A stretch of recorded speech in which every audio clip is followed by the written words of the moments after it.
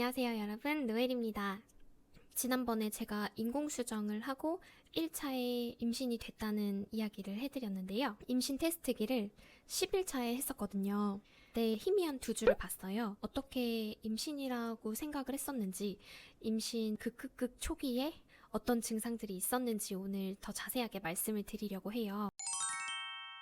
사실 예비 엄마가 알고 싶어하는 임신 극초기라 함은 배란일 이후 14일이 아니라 그 전에 알고 싶은 거잖아요. 생리 예정일에 임태기로 확인하기도 훨씬 이전에 내가 임신을 했는지 여부를 알고 싶고, 그리고 그 시간이 정말 안 가고, 또 그때 흔히 말하는 증상놀이라는 거를 많이 하게 되는 시기잖아요. 저도 생각해보면 그때가 정말 시간이 안 갔었던 것 같아요. 인공수정을 했을 당시에도 그렇고, 그 전에 이제 임신 준비를 했을 때도 항상 배란일 14일까지 결국에 못 기다리고 배란 7일차, 배란 8일차 이때 항상 임태기를 했었었는데 항상 한 줄이 나왔어서 실망을 많이 하곤 했었죠. 그래서 사람들이 임신 테스트기로 임신 사실 여부를 알기 전에 내가 어떤 증상을 가지고 있는지, 이게 임신이 맞는지 검색도 많이 해보고 나의 몸에서 일어나는 증상만으로 임신을 확인하고 싶어 하는 것 같아요. 저는 인공수정을 하고 배란 7일차, 8일차부터 뭔가 몸에서의 증상이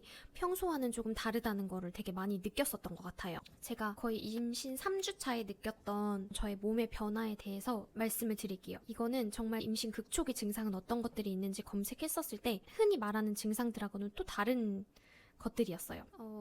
첫 번째는 피곤함, 무력감, 졸림 이런 것들이었어요.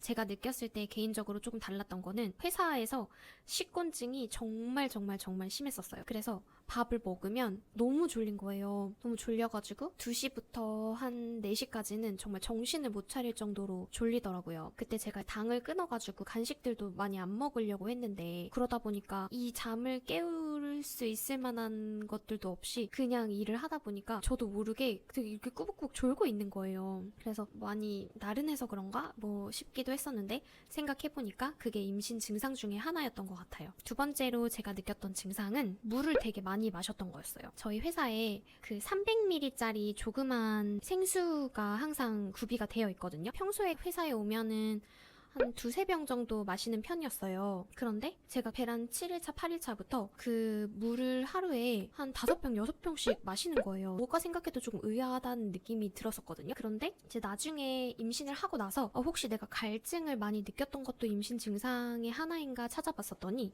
이게 임신 호르몬이 증가하면서 갈증을 더 많이 느끼게 된다고 하긴 하더라고요. 혈액량이 증가하면서 목마른 느낌이 되게 많이 든다고 하는데, 저도 조금 그런 증상이 있지 않았나 싶어요. 그리고 세 번째 증상은 음식에서 조금 이상한 맛이 났어요. 이게 입덧하고는 되게 다른 느낌이었는데, 그냥 평소에 먹던 저의 음식들에서 뭔가 다른 이상한 맛이 나는 거예요. 식당에 가서 밥을 먹을 때에도, 회사 이제 근처에 항상 자주 가는 식당인데도 그런 느낌을 많이 받았었던 것 같아요. 그리고 아침에 아몬드가 들어간 콘플레이크 시리얼을 매일매일 먹었었는데 그것도 쇠맛이 나는 느낌이 드는 거예요. 그래서 뭐지, 철분이 많이 들어가서 그런가 싶기도 하고, 되게 씁쓸하다, 맛이 오늘따라 왜 이러지? 눅눅해졌나? 이런 생각도 되게 많이 했었고, 그냥 제가 평소에 먹는 음식들에 대해서 좀 이상한 맛을 느꼈었던 것 같아요. 그리고 마지막으로 제가 느꼈던 임신 극초기의 증상이 바로 얼굴이 빨개졌다는 거예요. 이게 기초 체온이 상승하는 건 생리가 예정되어 있을 때도 그렇기도 하지만 임신으로 될 때에도 이제 체온이 올라간다고는 하잖아요. 그때 정말 달랐었던 게 저의 얼굴이 너무 빨개졌어요. 1월, 2월 달이고 겨울이고 추운 계절인데 제 얼굴이 계속해서 빨개지는 거예요. 그래서 회사 사람들이 혹시 감기 걸렸냐고, 어디 아프냐, 열나냐 그럴 정도로 볼이 빨갛게 달아올라가지고 덥냐고 물어보는 분들이 되게 많았었거든요. 그리고 배란 한 8일차에 친구 결혼식을 갔는데 거기서도 제 얼굴이 너무 빨가니까 친구들이 이상하게 보는 거예요. 왜 얼굴이 상기되었냐. 정말 추운 날이었는데 얼굴이 되게 빨개서 이거 뭐지? 임신인가? 그때 임신 극초기 증상인가? 라고 생각을 했었던 것 같아요. 이런 저의 4가지 증상이 제가 임태기로도 임신을 확인하기 어려웠을 때 한 임신 3주차? 정말 그때 느꼈었던 찐 증상들이에요. 하지만 이런 극초기 증상의 경우 사람마다 굉장히 느끼는 바가 다르기 때문에 저의 개인적인 이야기일 뿐이고, 절대적으로 임신 극초기에는 이렇다.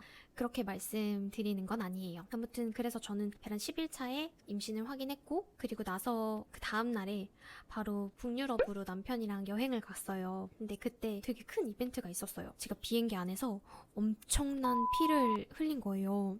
저는 그 전날 임신을 확인하고 비행기를 탔는데 너무 많은 피를 보니까 이거 좀 잘못됐다. 그렇게 생각을 했었어요. 그래서 이거는 자연 유산? 아니면 내가 생리를 시작한 것 같다. 이렇게 느낄 정도로 정말 엄청난 피해 양이었고 걱정을 엄청 많이 했죠. 비행기 아니니까 뭐 와이파이가 되는 것도 아니고 남편에게 너무 걱정된다고 얘기를 했더니 남편도 사실 지금에서 할 수 있는 일이 없고 그냥 마음 편하게 먹자. 뭐 임신이든 아니든 우린 어쨌든 여행을 왔으니까 너무 많이 생각하지 말고 그냥 즐기다가 한국으로 와서 임신인지 아닌지 다시 확인해보자. 그렇게 이야기를 했었어요. 그리고 나서 북유럽 여행을 하는 와중에도 피가 정말 많이 났어요. 그래서 여행지에서 생리대를 사서 계속 차고 다녔을 정도로 피가 정말 많이 났었고 이게 정말 생리구나 싶기도 하고 그때는 내가 완벽한 임신이다라고 생각을 못했었던 것 같아요. 그래서 여행 후반기로 들어갈수록 임신에 대해서는 거의 생각을 하지 않고 남편이랑 즐겁게 오로라를 보고 즐기다가 왔었던 것 같아요. 그리고 나서